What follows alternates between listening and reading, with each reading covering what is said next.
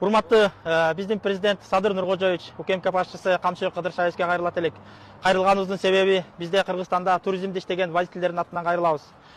Бизге Казакстан тарапка барганда конокторду тозгону, же конокторду алып кеткени барганда Казакстан тараптан чоң кысымдар көргөзүлүп жатат. Кандай кысым десеңер, водительдер, спринтер айдаган, джип айдаган, хайс айдаган водитель тарабынан чоң кысымдар көргөзүлүп жатат. Андан тышкары полиция жагынан да чоң кысымдар көргөзүлүп жатат. Силерге кайрылуубуздун себеби мамлекет тарабынан чечип беришти суранабыз. Полиция жагынан биздин документтерди жокко чыгарып, стоянкага киргизип жатышат. Ошондой эле кыргыз өкүл башчылары сиздерге дагы кайрылганыбыздын себеби бул жакын арада эле Алматы шаарында болуп атат бул көйгөйдүн биринчи маселеси. Биз туристтер менен киргенде же өзүбүздүн жарандарыбызды алып кирип чыкканда ошол жерден полиция тарабынан токтотулуп, штрафтар жазылып, болбосо документтерибиздин баары тең толук, страховкасын алабыз Казакстандыкын. Ошол документтердин баарын толук болгон күнү дагы бир жөнөкөй бир жоопко татышып, штраф стоянкаларга киргизип атат биздин жарандарыбызды, водительдерибизди. Жолду алып келип, эчтеке түшүндүрбөй эле машинаны киргиздирип, мени гидди, туристтерибизди түшүрүп койду.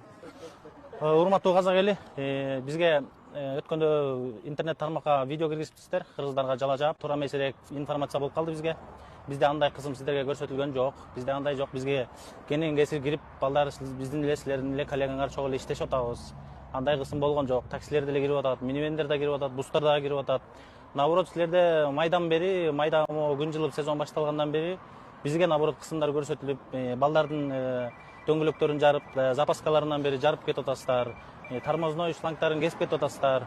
Биз алардын баарын чыгара электе сиздер ошол нерсени чыгарып коюпсуздар. Андай жала жаппай ынтымакташып, баарыбыз бир жолдо, баарыбыз ушул жумуш менен нантаап акча таап иштеп аткандан кийин баарыбыз ынтымакта биргелешип чогуу иштешели. Ассаламу алейкум, урматтуу казак бир туугандар. Сиздерди эң биринчиден ынтымакка чакыргыбыз келет. Эмне деген максат менен силер жала жаап атсыңар, эмне дегенде Кыргызстанга барсак бизди тозуп кишилер түшүрүп атат, Кыргызстан киргизбей атат, жолдон кызып атат. Андай бизде болгон эмес. Силердикине бизде болгон элек да. Биздин эшик ар дайым ачык. Ассаламу алейкум жигите.